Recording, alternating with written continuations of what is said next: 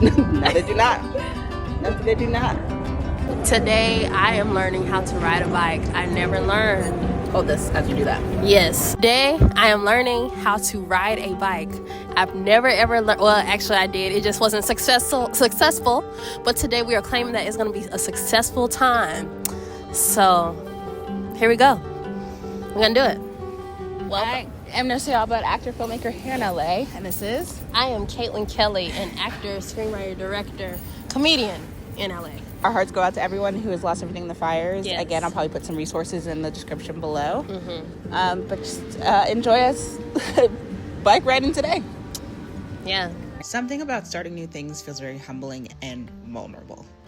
When Kaitlyn mentioned to me that she didn't know how to ride a bike, I knew that I could teach her.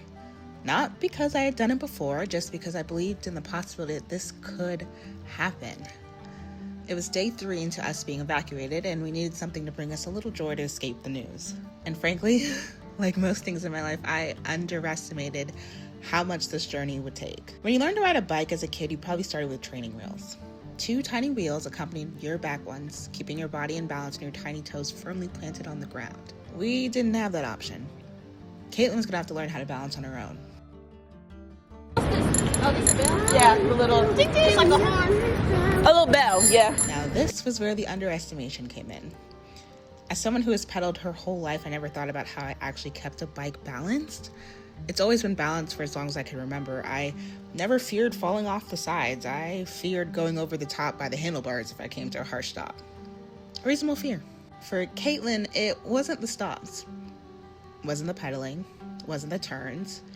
It was the faith to take her foot off the ground.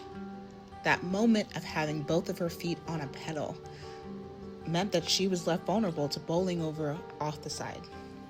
And she tried. And she tried. And she tried.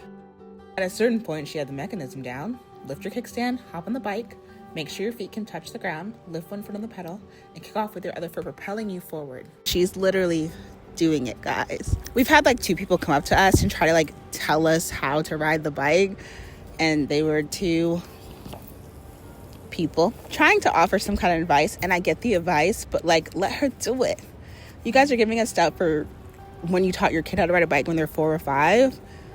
She is exploring, she is doing it, she is getting it, she is trying it, and so she keeps showing up, and we're so close, and she's so good. So just so she knows that. All right, bye. But sometimes the scariest thing isn't the thing itself, it's the idea. It wasn't the fall that Kaitlyn feared, it was the idea of falling. Oh! Wait, sorry. Oh! Keep doing that. Once you get off, I'll stop screaming. But you that was instinctual. Yeah. You didn't think about it. You just kind of went. Now there's probably a word in there, something to do with finding your balance, trusting yourself, letting go of your fears, etc., etc. I'm finally getting these updates, and it says, Palisades fire evacuation warning. Those on the fire perimeter prepare to evacuate. For the Palisades? Yeah. It's between Malibu and Santa Monica. Oh, it is? Oh, okay. Though sometimes in these moments when the fear seems too great, the idea seems too large, the momentum feels too scary, I actually don't know what you can do. I'm not an expert, and I don't claim to be one. I just know that in a certain moment, we just decided to sit and stare our fears in the face, hoping for a better answer.